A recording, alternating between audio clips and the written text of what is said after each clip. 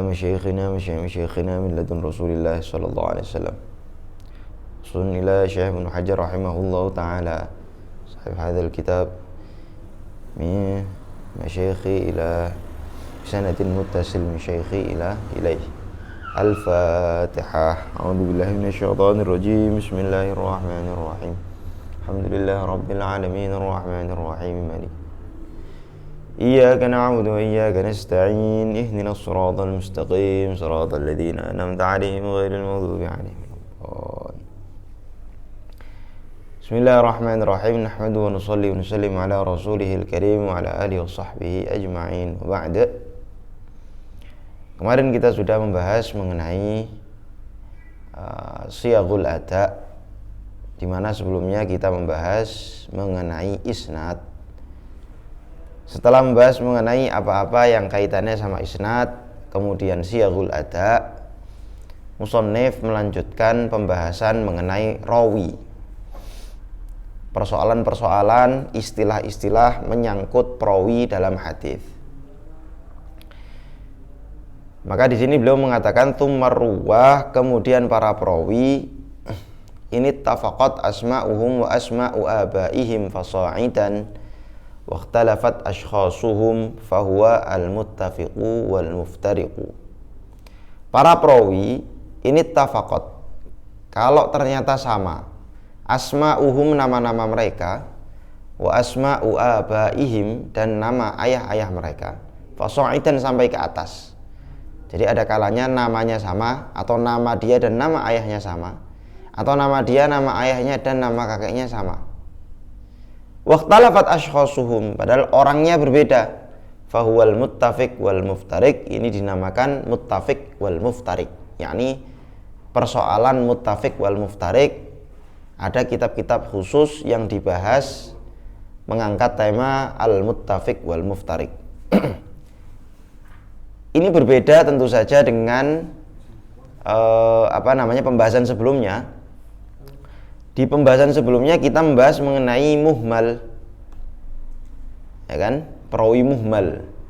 Siapa itu perawi muhmal? Perawi muhmal adalah seorang perawi yang kathurat nu'utuhu, yakni ada seorang perawi, satu orang, tapi namanya banyak. Namanya apa? Namanya banyak. Bukan muhmal, bukan. Ini apa namanya? Ya Allah, dalam persoalan mudallis itu. Al-jahalah, ini dia. Jahalah ya, perawi majhul itu ya. Majhul yang disebabkan takfuru nu'utuhu. Sangat banyak julukan-julukannya. Jadi ada satu orang tapi julukannya banyak. Lah kadang dia di dalam riwayat ini disebutkan menggunakan julukan A, riwayat yang lain menggunakan julukan B, riwayat yang lain menggunakan julukan C. Orang ngiranya ini banyak orang, dikira ini beda julukan, beda orang, padahal satu orang sebetulnya. Nah, kalau di kasus ini yang sedang kita bahas, muttafiq wal muftariq, orangnya memang banyak tapi namanya yang sama, sehingga banyak orang ini dikira justru satu orang. Misalnya ada perawi namanya Khalil bin Ahmad. Khalil bin Ahmad ini perawi yang namanya Khalil bin Ahmad ada 6 orang. Perawi namanya Khalil bin Ahmad ada 6 orang. Kemudian ada lagi perawi yang namanya Ahmad bin Ja'far bin Hamdan. Tapi nama dia, nama ayahnya plus nama kakeknya sama. Ada 4 orang dalam satu tobaqoh, satu generasi begitu. 4 orang namanya siapa? Ahmad bin Ja'far bin Hamdan. Kakek-kakeknya sama namanya. Nah, ini namanya muttafiq wal muftariq. Untuk membedakannya bagaimana? Tentu saja untuk membedakannya ya dilihat ikhtisosnya. Fa bi ikhtisasihi bi ahadihima. Dilihat hal yang hanya dimiliki oleh satu orang perawi, siapa gurunya. Kalau ada tempat tinggalnya, keterangan tempat tinggal, ya berarti tempat tinggalnya di mana dilihat, dan seterusnya dan seterusnya. Oke. Wa ini tafaqat al asma'u khattan wa ikhtalafat nutqan fahuwa al mu'talif wal mukhtalif. Ini yang perlu kita pahami sebelumnya, bahwa tulisan bahasa Arab zaman dulu ini tanpa ada titik dan tanpa ada harokat. Bahkan sampai sekarang nggak ada harokat sebetulnya. Sampai sekarang. Maksudnya kita bisa misalnya kalau kita baca kitab-kitab yang ya kitab apa nih, kitab yang ada di depan kalian itu kan nggak ada harokatnya itu. Ada nggak harokatnya itu kitab Mudan? Dan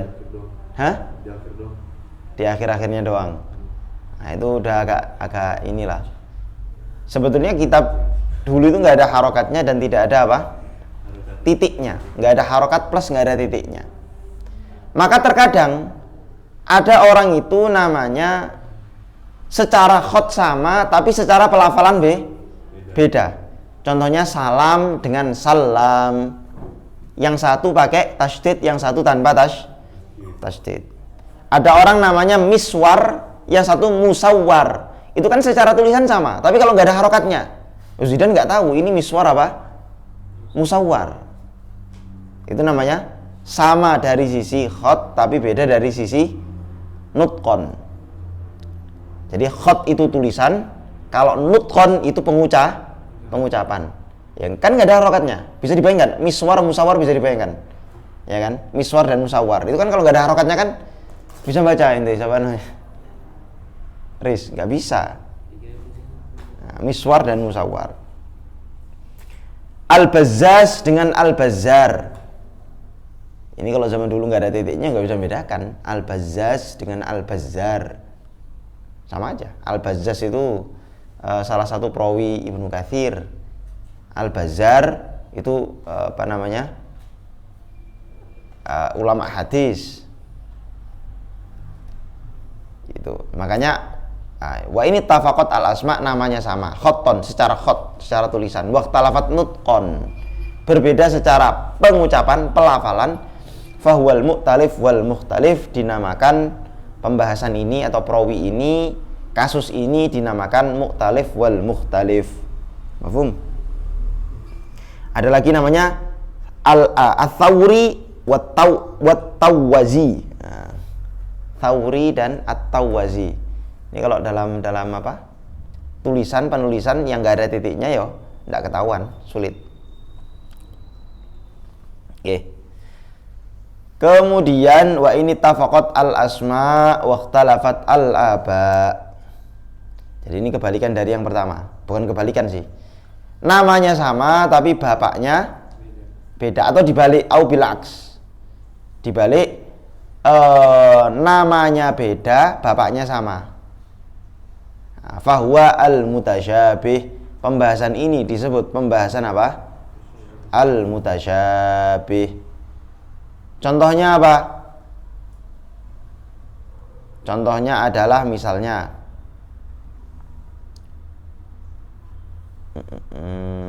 mana nih mutasyabih contohnya nih. Bentar.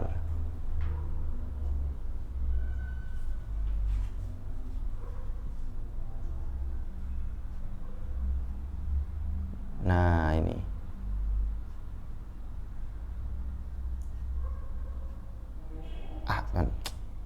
Ahmad bin Husain, Husain bin Ahmad. Jadi dibalik Ahmad bin Husain dan Husain bin Ahmad. Ada juga misalnya Abdullah bin Zaid, Yazid. Ini cuma nambah-nambah aja, Abdullah bin Zaid dan Yazid.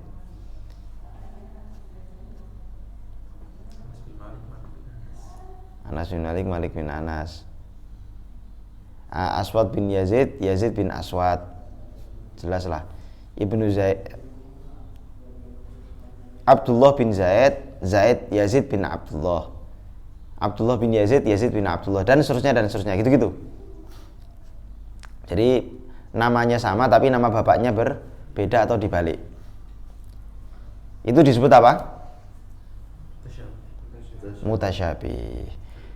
Wa kadza idza waqa'a dzalika al-ittifaqu fismin wasmi abin wal ikhtilaf fin nisbah.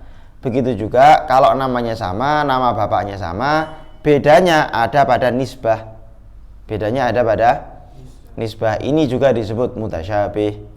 Jadi Khalil bin Ahmad Al-Faryabi, nanti ada Khalil bin Ahmad siapa begitu. Jadi bedanya nisbah. Itu namanya mutasyabih. Wa yurakkabu minhu wa mimma qablahu anwa'un. Nah, dari sini akhirnya dari persoalan ini yang tiga hal yang sudah kita bahas tadi, muttafiq, muftarik, mu'talif, mukhtalif, mutasyabih, itu tersusun beberapa macam persoalan, beberapa anwa, beberapa macam persoalan. Minha diantaranya ayyahsula al-ittifaq awil ishtibah illa fi harfin aw harfain aw bit taqaddum aw bit taqdim wa ta'khir wa nahwi dzalik. Jadi tinggal kompilasi dari muttafiq, muftarik, mu'talif, mukhtalif, mutasyabih. Seperti yang tadi sudah sempat saya sebutkan itu ya. Misalnya kayak Abdullah bin Zaid dan Abdullah bin Yazid. Nama bapaknya beda tapi nama orangnya sama, nama bapaknya beda. Terus ada sedikit perbedaan yaitu penambahan satu huruf. Misalnya begitu. Kemudian misalnya yang lain, Mu'arrif bin Wasil, Mutarrif bin Wasil. Ini nama orangnya berbeda, nama bapaknya sama. Tapi perbedaan ini ada pada perbedaan yang satu pakai ain, yang satu pakai to. Tadi gimana penambahan satu huruf gimana? Hah? Kok ada penambahan satu perbedaannya? Oh, enggak, tadi Zaid dan Yazid. Zaid dan Yazid. Yang satu pakai cuman 3 huruf za, ya, dal, yang satu ditambah Yazid. Penambahan satu huruf. Muhammad bin Hunain, Muhammad bin Jubair. Nama orangnya sama, nama bapaknya beda, itu mutasyabih. Kenapa, Riz? Tiba-tiba khotimah. Enggak kerasa. Ya, emang ini kitabnya ringkas. Lah itu tadi yang dimaksud dengan apa? Terjadi ayyahsula al-ittifaq, terjadi tarkib. Tarkib itu adalah kompilasi. Jadi kompilasi antara muttafiq, muftarik, mu'talif, mukhtalif, mutasyabih, sehingga terjadi misalnya persamaan ittifaq, ishtibah, illa fi harfin aw harfain. Persamaannya cuma pada satu huruf atau 2 huruf. Jadi kayak Yazid, Zaid. Au bit taqdim wa ta'khir, yang ini didulukan, yang ini diakhirkan. Wa nahwi dzalik, dan yang semisalnya. Nggih. Mafhum? Sebenarnya ini Membahas perawi. Itu kan saya katakan bahwa membahas isnad sudah termasuk siyagul ada. Sekarang beliau membahas perawi. Masalah-masalah atau istilah-istilah yang kaitannya sama perawi. Jadi kalau kamu menemukan ada orang namanya sama, nama bapaknya sama, untuk tahu gimana, cari di kitab-kitab muttafiq dan muftarik. Kalau ada orang namanya sama secara khot tapi secara nut beda, salam dengan salam, yasar dengan yasar, itu gimana cara nyarinya? Cari di kitab-kitab yang kaitannya sama mu'talif dan mukhtalif. Kalau namanya sama bapaknya beda, atau dibalik namanya beda bapaknya sama, cari di mutasyabih, dan seterusnya dan seterusnya. Dan ini sudah banyak kitabnya, ada semua. Bisa dipahami? Oke. Kemudian al-khatimah. Khatimatun, penutup. Kenapa beliau memasukkan khatimah atau membahas hal-hal ini, hal-hal yang akan kita bahas ini di khatimah? Karena ini pembahasan yang enggak ada kaitannya langsung dengan tashih wa tad'if atau ar-rad wal qabul. Jadi inti dari ilmu dirayah yang sedang kita bahas, mustalah hadis, ilmu rijal, intinya satu aja. Intinya agar kita bisa mengetahui apakah hadis ini layak diterima atau tidak. Hadis ini diterima atau ditolak, itu intinya. Maka kalau misalnya ada kaidah-kaidah, mustalah-mustalah yang tidak terlalu atau tidak berkaitan langsung dengan tashih wa tad'if, maka dimasukkan di nomor 2, atau artinya bukan pembahasan primer, bukan pembahasan utama. Sehingga beliau di sini memasukkan pembahasan-pembahasan yang akan kita bahas nanti di pembahasan apa? Khotimah. Karena ini ya berkaitan, tentu saja berkaitan dengan tasahih wa tad'if atau al-mardud wal makbul, tapi tidak berkaitan secara langsung. Wa minal muhim, di antara yang paling penting atau di antara yang terpenting adalah seseorang mengetahui tabaqatir ruwah, ma'rifatu tabaqatir ruwah, mengetahui tabaqat seorang perawi atau perawi. Apa itu tabaqat? Tabaqat itu secara istilah definisinya adalah ibaratun an jama'atin ishtaraku fi sinni wa liqa'il masyayikh, yakni satu ungkapan. Tabaqah itu satu ungkapan yang menggambarkan suatu golongan perawi maksudnya, yang memiliki kesamaan atau bersama-sama dari sisi as-sinni umur, wa liqa'il masyayikh, dan pertemuan dengan seorang masyayikh. Itu namanya apa? Tabaqah. Jadi tabaqatus sahabah berarti tabaqatnya para sahabat, orang-orang yang bertemu dengan Nabi. Tabaqatut tabi'in, tabaqahnya para tabi'in, yakni generasi orang-orang yang bertemu dengan para sahabat.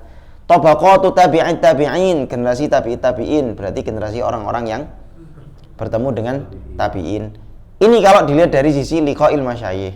Kalau dilihat dari sisi umur, berarti ya misalnya sahabat itu nanti bisa dibagi menjadi beberapa generasi, beberapa tabaqah. Tabaqah itu sahabat al-ula, misalnya generasi sahabat pertama yang tua-tua, sahabat yang ya tergolong tua lah, Sayyidina Abu Bakar, kemudian siapa namanya, Sayyidina Umar, kemudian siapa namanya itu yang masuk Islam di Madinah itu Salman Al-Farisi, itu termasuk tabaqah yang tua-tua, sepuh-sepuh. Nanti ada tabaqah yang muda, tabaqah muda-muda. Terus nanti ada tabaqah anak-anak kecil yang di zaman Nabi yang masuk, yang ya sahabat dalam tanda kutip, sahabat yang ketika Nabi hidup umurnya masih anak-anak. Nah, itu ada tabaqahnya masing-masing. Sehingga, nah di sini kata Imam Ibnu Hajar dalam nuzhahnya, beliau mengatakan qad yakunu asy-syakhsul wahid min tabaqatain bi'tibarain. Terkadang satu orang masuk dua tabaqah, dilihat dari dua aspek. Contohnya Anas bin Malik, Sayyidina Anas bin Malik radhiyallahu an, itu beliau fa innahu min haitsu thubutus suhbatihi lin nabi yu'addu fi tabaqatil asyrah. Dilihat dari sisi beliau itu adalah bertemu Nabi, sudah jelas bertemu Nabi, maka dapat dikategorikan sebagai tabaqatul asyrah.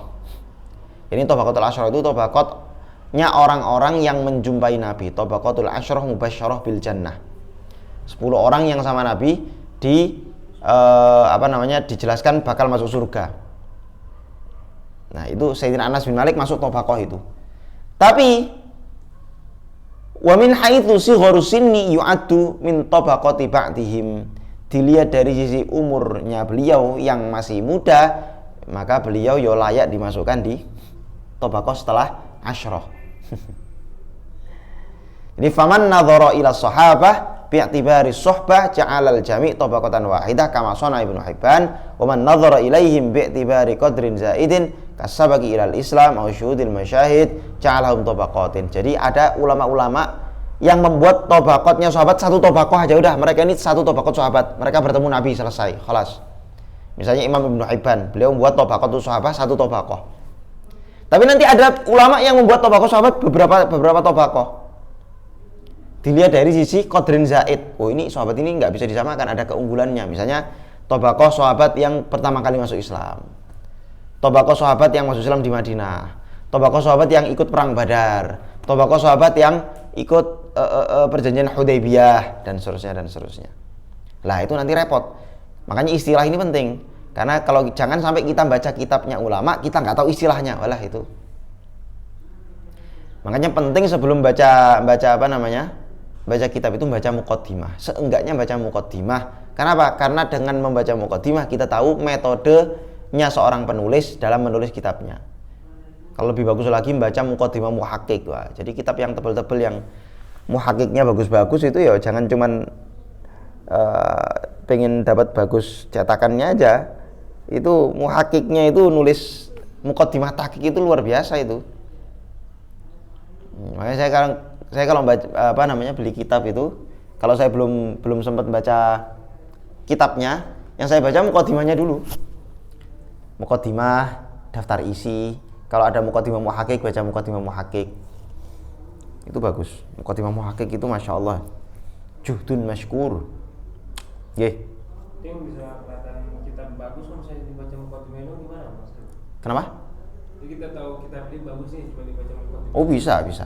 Sangat bisa. Dari syarat. Ya pertama kalian harus tahu harus ngerti banyak kitab dulu sehingga bisa membedakan ini kitab bagus apa enggak bagus. Misal kamu mau beli es krim kan untuk kamu tahu ini es krim enak enggak cukup ngelihat ingredients kan, enggak cukup ngelihat komposisi. Bisa ngelihat komposisi bisa, tapi apa kamu bisa ngerasakan? Ya, belum tentu. Jelas nggak bisa. Harus kamu tahu rasa-rasa yang banyak dulu, baru nanti kamu ngelihat ada es krim baru kamu bisa ngira-ngira ini enak nih kayaknya nih. Gitu. Sama kitab juga sama. Orang itu harus punya dzauq salimah. Jadi harus baca banyak kitab dulu sampai tumbuh dzauq dalam dirinya semacam malakah begitu. Yang dzauq itu setiap kali ngelihat judul kitab langsung bisa tahu ini kayaknya bagus. Terus dilihat muqaddimahnya, wah ini bagus nih. Cukup ngelihat judulnya, wah ini bagus kitabnya. Pengarangnya, muhaqqiqnya, terus baca muqaddimahnya, walah ini bagus. Bisa kelihatan. Apalagi ulama zaman sekarang, mutaakhirin yang mau kalau nulis kitab itu sudah sifatnya itu sudah sangat sistematis. Wah, itu lebih gampang lagi. Nulis kitabnya sudah sangat sistematis. Jadi pembukaan, kemudian suruh masalah, kemudian metode kajian, kemudian misalnya batas kajian.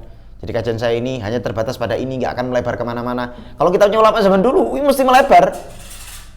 Misalnya kamu baca I'anatul Thalibin atau Fathul Mu'in itu ya. Kalian baca Fathul Mu'in itu nanti, itu di Fathul Mu'in baru bahas bab wudu. Itu nanti sudah baru bahas Ya Allah, bahas apa jenenge? Ya bahas air. Bahas air itu nanti tiba-tiba sudah bahas kemana begitu. Ya bisa aja. Jadi bahasanya melebar, tidak sistematis itu pertama, yang kedua tidak ada batas kajiannya. Nah, ulama zaman sekarang udah enak-enak kitabnya, masya Allah. Jadi semakin mudah nyari kitab-kitab yang cocok sama kita itu mudah. Dan kitab itu juga kadang cocok-cocokan. Ada orang cocok sama kitab model kayak gini, ada yang nggak cocok, ada yang cocok nggak cocok gitu. Allah alam. Kemudian wa mawalidihim yakni tanggal-tanggal lahir mereka. Mengetahui tanggal lahir mereka itu penting juga ya untuk menghindari iltibas, menghindari menyamakan tobako satu orang perawi dengan tobako yang lain, menghindari menyamakan misalnya ada perawi yang namanya sama tapi tanggal lahirnya beda, gurunya beda dan seterusnya. Wa wafayatihim, ini kaitannya sama tarikh semua ya ini ya. Wa wafayatihim, tanggal-tanggal wafat mereka, wa buldanihim, negara-negara mereka, wa ahwalihim, dan keadaan-keadaan mereka, ta'dilan wa tajrihan wa jahalatan. Apakah mereka itu ta'dil, yakni sudah disebutkan oleh seorang ulama bahwa perawi ini adil atau tidak, atau tajrih justru dijarah itu dinyatakan dia dhaif, tidak thiqah, tidak dhabit dan seterusnya. Wa jahalah atau jahalah aja. Jahalah itu tidak ada keterangan. Istilahnya itu tidak ada keterangan tuh? Enggak, maksudnya ya majhul, cuman maksudnya kalau dalam istilah kita itu loh. Kalau ada no name, bukan no name, bukan. Anonimus. Jadi nggak ada keterangan ini siapa adil atau tidak, thiqah atau tidak, nggak ada keterangan. Itu jahalah. Nah, kemudian beliau membahas maratibil jarhi wa ta'dil, tingkatan-tingkatan jarh wa ta'dil, karena penting untuk mengetahui ketika kita membaca kitab-kitab jarh wa ta'dil, entah itu kitabnya Imam Ibnu Hajar sendiri dalam kitab Tahdzib atau misalnya kitabnya Imam Coba Mizanul I'tidal itu Imam Dzahabi, Mizanul I'tidal, atau kitabnya misalnya Al-Jarh wa Ta'dil itu punyanya siapa namanya? Lupa saya. Yang sangat tebal itu. Punyanya ya Allah, terkenal. Ya itulah pokoknya. Hah? Apa? Ilal beda. Ilah dengan Jarh wa Ta'dil beda. Kalau Jarh wa Ta'dil itu bahas tentang perawi ini adil apa enggak. Tapi kalau ilah itu lebih ke apa ya? Dia ada di matan juga, ada di sanad juga. Lebih rumit. Ilah itu lebih rumit daripada Jarh wa Ta'dil. Nggih. Berarti beberapa ulama aja yang punya kitab ilah. Kalau iya kitab ilah sekarang banyak, tapi maksudnya dengan membaca kitab ilah itu tetap kita nggak bisa ngapa-ngapain. Maksudnya mau apa? Kitab ilat itu cuma ngasih contoh-contoh aja. Ini contoh ilat yang pernah disebutkan ulama, alasannya ini. Terus disebutkan banyak contoh. Jadi sifatnya istiqra'i begitu. Istiqra' itu kan tatabu'ul juz'iyat ilal kulli kan begitu, dari juz'i ke kulli. Nah, jadi misalnya ini para ulama nih ngasih ngasih riwayat-riwayat dianggap ilat, ada ilatnya, dikumpulkan itu semua contoh-contohnya plus sebab-sebabnya. Nah, dari situ kemudian disimpulkan, oh jangan-jangan dilihat polanya, oh polanya ini berarti ilat. Kalau terjadi seperti ini, beberapa ulama mengatakan ini termasuk ilat, ini termasuk ilat, dan seterusnya. Jadi apa ya, sulit itu udah the next level itu. Nggih, wa maratibul jarhi wa aswa'uha, tingkatan-tingkatan jarh. Jadi kalau kalian baca kitab-kitab Jarh wa Ta'dil, menemukan ada ungkapan-ungkapan semacam ini nanti, lah ini maksudnya apa? Ini dijelaskan. Yang paling buruk dari jarh, artinya kalau ulama sudah mengatakan kepada perawi seperti ini berarti perawi ini sangat buruk kualitasnya. Apa itu? Al-wasfu bi af'ala, mensifati perawi menggunakan sigot af'ala, sigot tafdhil. Contohnya ka'akdzabin nas, paling dusta-dustanya manusia ya orang ini. Akdzabin nas. Manusia paling dusta ya ini. Kemudian masih pakai af'ala ya. Atau contoh yang lain misalnya tidak pakai af'ala, tapi pakai sigot-sigot yang muntahal jumu atau muntah. Pokoknya sigot-sigot yang berlebihan lah, mubalaghah. Misalnya ilaihil muntaha fil wad'i. Nah, ilaihil muntaha fil, dia sudah mencapai puncaknya al-wadha', puncaknya apa namanya? Pemalsuan hadis. Ilaihil muntaha fil wad'i. Ruknul kadzib, dia adalah rukunnya kedustaan. Rukun. Syarat wa rukun fil kadzib. Rukun, dia adalah syarat dan rukun dalam kedustaan. Nah, ini apa? Ini yang paling berat, ungkapan yang paling berat. Tsummat dajjal. Kemudian dajjal. Dajjal itu masih ringan, bayangkan. Akdzabun nas, ruknul kadzib, ilaihil muntaha fil kadzib, itu paling tinggi itu. Tapi dajjal itu paling ringan. Bukan paling ringan, di bawahnya akdzabin nas. Dan itu kamu akan sering menemukan, enggak sering, maksudnya banyak kamu menemukan istilah-istilah seperti ini misalnya kalau baca kitab Jarh wa Ta'dil. Jadi biasa aja. Wah, ini kok caci maki ulama lo, enggak caci maki nih. Ini kita semacam apa ya? Para ulama ini semacam, ya pertama kan ini kan hubungannya sama demi menjaga kemaslahatan umat supaya orang itu tidak termakan hadis palsu. Ya kan? Itu pertama, semangatnya itu, semangat agar hadis Nabi itu tidak dipalsukan, satu. Yang kedua memang ghibah di apa namanya? Ghibah untuk hal yang sifatnya itu seperti ini itu dibolehkan, kemaslahatan umum, tidak masalah. Karena menjaga umat kan, supaya syiyanatul ummah. Jadi dajjal itu ungkapan-ungkapan yang awwadha', dia pendusta, pembuat hadis palsu, kadzdzab, pendusta. Itu apa? Di bawahnya akdzabin nas. Dan ini apa namanya? Nah, ya itulah. Akdzabun nas, dajjal, wadha', kadzdzab. Paling kalau misalnya Rocky Gerung dia termasuk ulama Jarh wa Ta'dil, tambah satu istilah, dungu.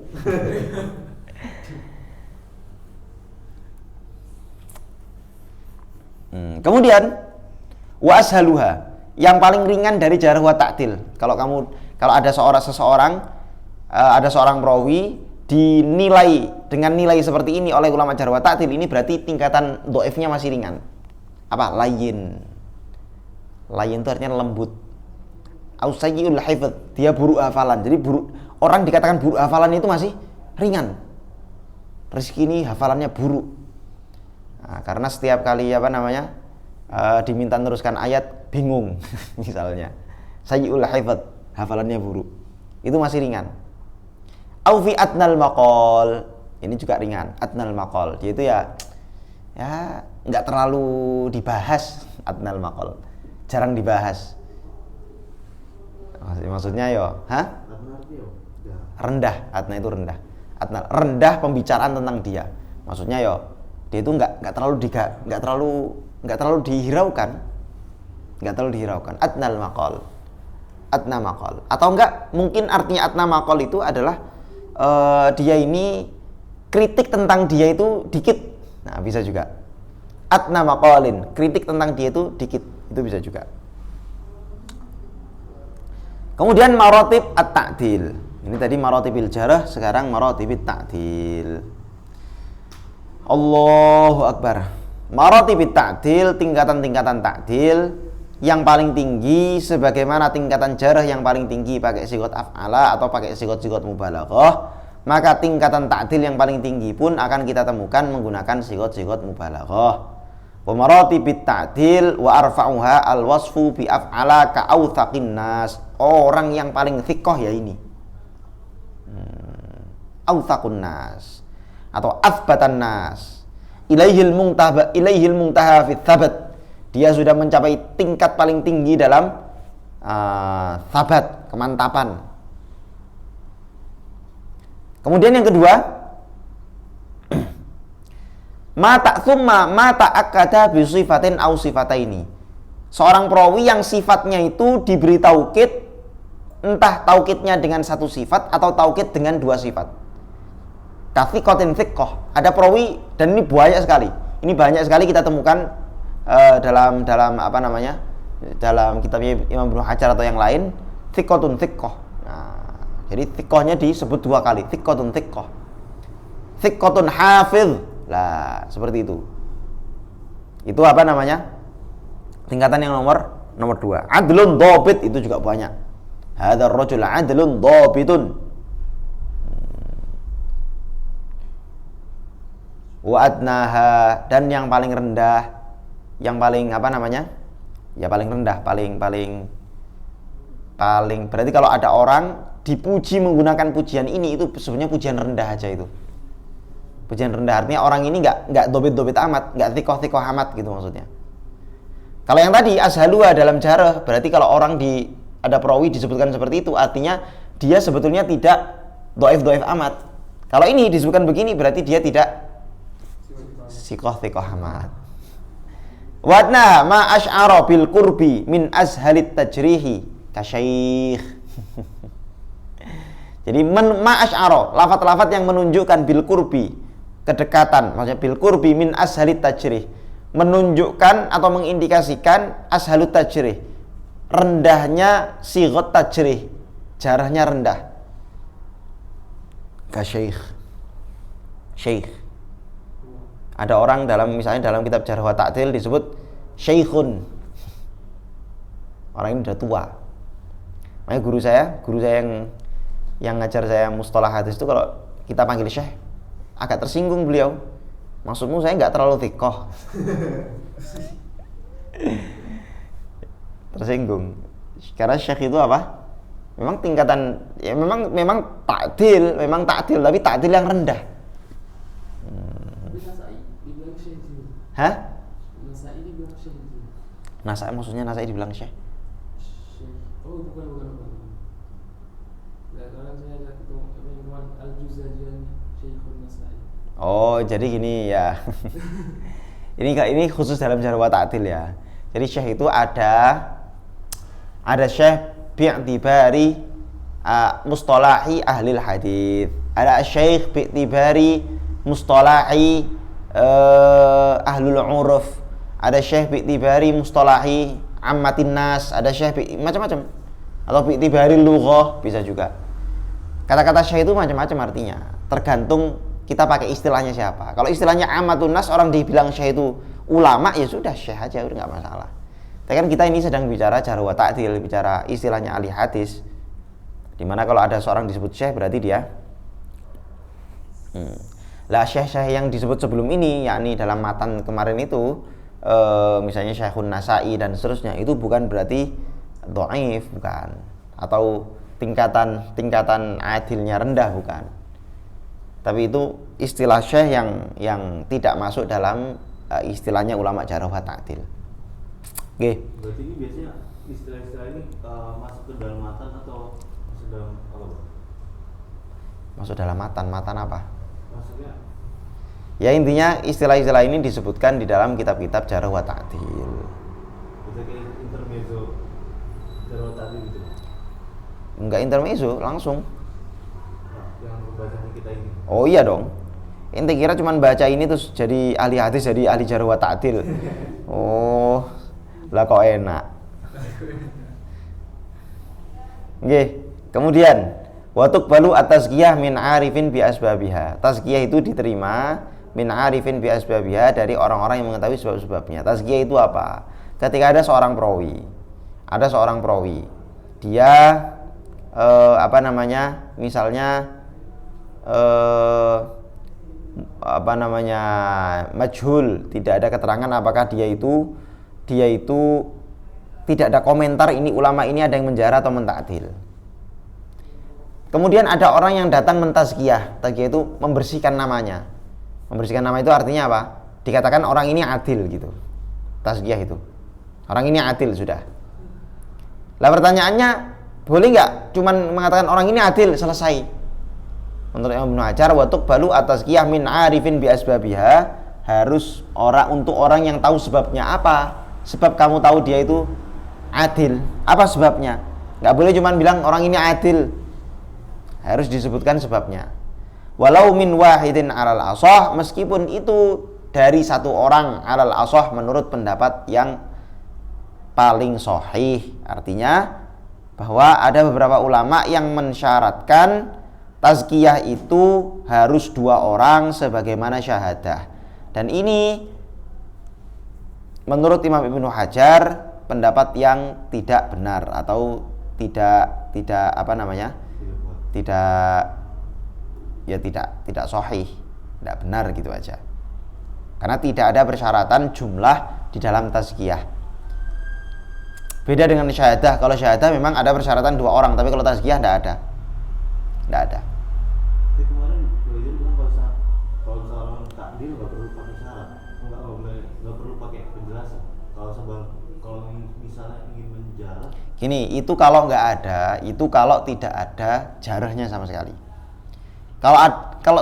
Kalau misalnya di awal ada jarahnya, misalnya orang ini misalnya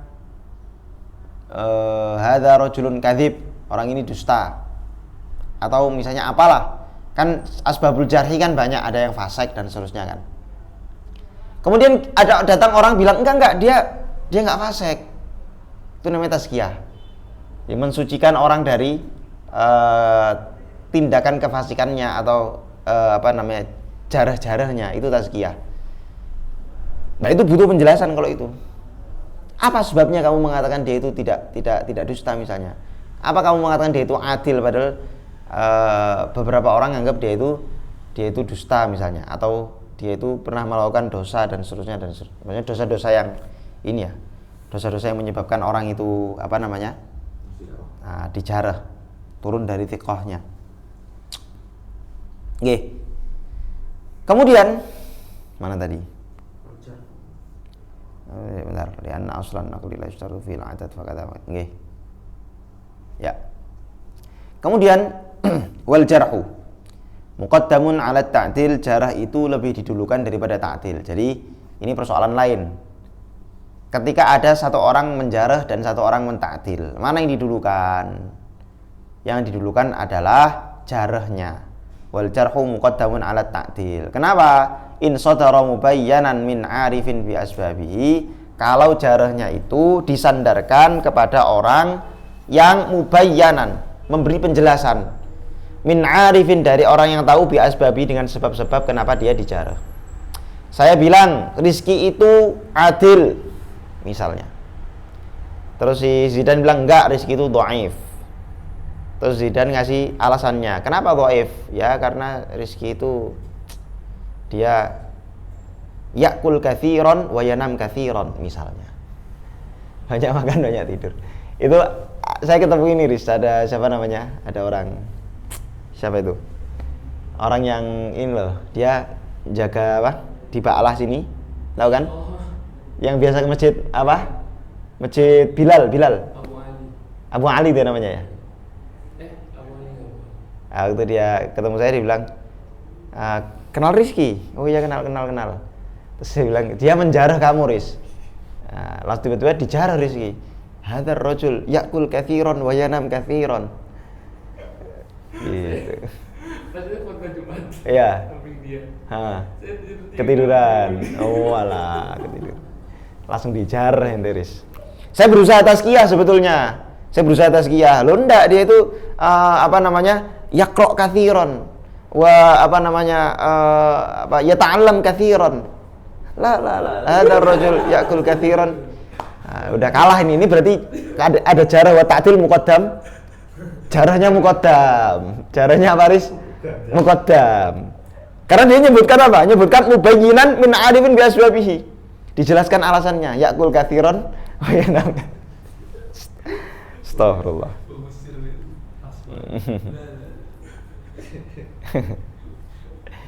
Yakul katsiran wa yanam. Nggih. Itu jadi ketika ada jarah wa ta'dil, maka didulukan apa? Jarahnya. Ketika mubayyanan. Tapi kalau ghairu mubayyan, atau istilahnya dalam kitabnya Imam Al-Laqnawi itu mufassar dan ghairu mufassar, dijelaskan dengan tidak dijelaskan, itu maka dimenangkan ta'dil. Kalau ta'dilnya itu mubayyan. Kenapa kok dimenangkan jarah di sini? Dalam hal ini dimenangkan jarah karena memang karena kadang orang itu ada yang memuji, ada yang mencela. Orang yang memuji nggak tahu, tidak mengetahui beberapa poin atau beberapa hal yang memang tercela dari orang yang dia puji. Kita misalnya punya satu orang yang kita anggap, wah orang ini keren nih, dia ini keren, pokoknya wah kita tahu keren-kerennya gitu ya misalnya. Ya kamu punya inilah, ada siapa begitu ya, kamu punya guru lah dulu di Indonesia begitu. Kamu, saya pokoknya ngefans sama guru ini, saya nggak pernah ngeliat cacatnya sedikit pun. Orang ini wah luar biasa. Tapi kan kamu nggak tahu ketika dia di rumah ngapain aja. Istrinya tahu. Istrinya bisa jadi kalau kamu tanya ke istrinya, Ustazah ini kelakuannya Ustaz di rumah, walah lah nggak ada baiknya. Bisa aja kayak gitu. Jadi dijarah sama istrinya sendiri. Mau disebutkan sebab-sebabnya, disebutkan, dibuatkan list kelakuan Ustadz ini selama di rumah, bisa aja seperti itu. Nah, jadi kadang orang yang mentakdil itu alasannya karena dia tidak tahu sisi-sisi buruknya siapa? Orang yang sedang dia takdil ini. Lah kalau ada orang menyebutkan keburukannya, jangan-jangan dia memang tahu halal itu, hal yang tidak diketahui orang lain, entah istrinya sendiri atau teman dekatnya dan seterusnya. Ya, orang yang jarah kan juga bisa membuat-buat. Hah? Yang saya ngejarah tadi tetepin juga. Oh enggak dong, itu ada syarat-syaratnya orang itu, jarahnya diterima kapan, siapa saja, begitu-gitu. Enggak semua jarah diterima, karena yang jarah ini ulama besar masalahnya. Yang menjarah itu Yahya bin Ma'in, itu gurunya Imam Bukhari. Ayo, kamu mau bilang apa coba kalau gurunya Imam Bukhari mengatakan hadza kadzab? Mau bilang apa kamu? Wah, ini sentimen ini guru. Walah lah, gurunya Imam Bukhari ini, Bos. Yahya bin Ma'in. Terus siapa lagi itu yang terkenal tuh, Masya Allah. Kemudian siapa namanya? Ibnu Hibban. Kemudian banyak kelompok besar-besar semua. Yang mereka itu sudah tidak diragukan lagi kualitas keilmuannya, kualitas kejujurannya, kualitas moralitasnya tidak diragukan. Semua orang mengatakan beliau itu thiqatun thiqah, authaqun nas dan seterusnya. Dan itu orang-orang ini nih yang ulama besar ini yang kemudian melakukan jarh wa ta'dil.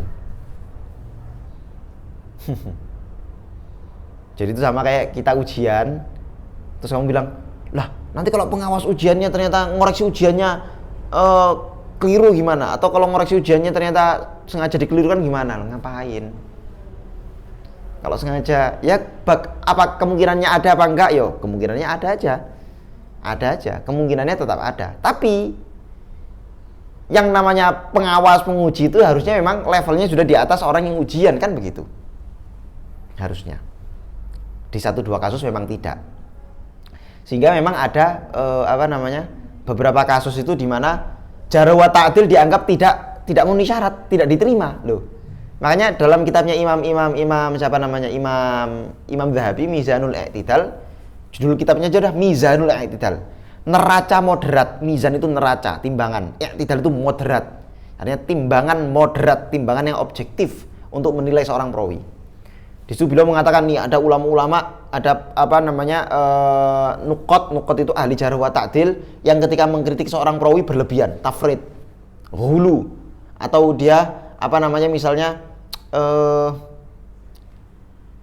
ya berlebihan, tidak objektif. Ada yang tasahul, tasyaddud. Ini terlalu tasyaddud. Ini tasahul. Nah, begitu.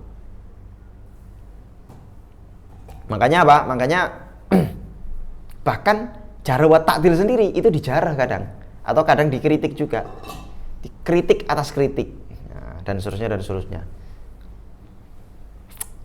Ini pembahasannya sangat kompleks sebetulnya, tapi ya ringkasnya begitu. Nggih, fa in khala an ta'dilin qubila mujmalan 'alal mukhtar. Menurut pendapat yang mukhtar, dan ini yang beliau pilih, kalau ada seorang perawi khala an ta'dilin, enggak ada ta'dilnya sama sekali, qubila mujmalan, maka kubila jarh diterima mujmalan dalam keadaan mujmal, nggak ada alasan. Tadi kan jarh, ketika ada jarh dan ta'dil didulukan mana? Jarh. Ketika jarhnya itu ada keterangannya, ada mufassarnya, tafsirnya, ada penjelasannya, alasannya. Tapi kalau nggak ada ta'dilnya sama sekali, yang ada cuma jarh, orang cuma jarh aja, nggak ada yang mentakdil, jarhnya nggak ada alasannya, diterima nggak? Menurut pendapat yang mukhtar diterima. Tapi menurut Imam Ibnu Shalah ditawakuf. Ketika ada jarh saja dan jarhnya ini tidak ada penjelasannya, ta'dilnya nggak ada, maka tidak langsung diterima dan tidak langsung ditolak, ditawakuf. Tapi menurut Imam Ibnu Hajar, pendapat yang mukhtar diterima jarh tanpa keterangan kalau memang tidak ada ta'dil. Tiba-tiba ada orang bilang Rizki itu ya dhaif, sayyi'ul hifdz misalnya begitu. Nggak ada yang mentakdil. Apa alasannya? Pernah nggak kamu menjelaskan tahu ngelihat dia langsung kalau dia itu sayyi'ul hifdz misalnya? Nggak ada penjelasannya, udah gitu aja. Dan nggak ada yang mentakdil rizki juga. Menurut Imam Ibnu Hajar diterima. Tapi menurut Imam Ibnu Shalah ditawakuf. Wallahu taala a'lam. Nggih, ada yang mau ditanyakan? Berarti kubila jarhan. Kubila al jarhu mujmalan. Kubila ditompo opo yo al jarhu jarh mujmalan hali mujmal alal mukhtari ing atase pendapat kang ditompo. Nggih. Kalau jarh tadi yang disertai penjelasan dan juga ada ta'dil yang disertai penjelasan, itu hukumnya mana? Jarh juga. Jarh juga. Pokoknya jarh wa ta'dil dua-duanya ada penjelasannya, dulukan jarh. Udah pasti itu, dulukan jarh. Al jarhu muqaddamun alat ta'dil. Ini kaidah umum ya. Ini kaidah umum. Allahu Akbar. Nggih. Insyaallah besok khataman Ma'rifatu kunal musammain, Ma'rifatul asma al mujarradah, sama Ma'rifatul mawali, Ma'rifatu adabi syekh wa talib, Ma'rifatu sababil hadis ila akhir.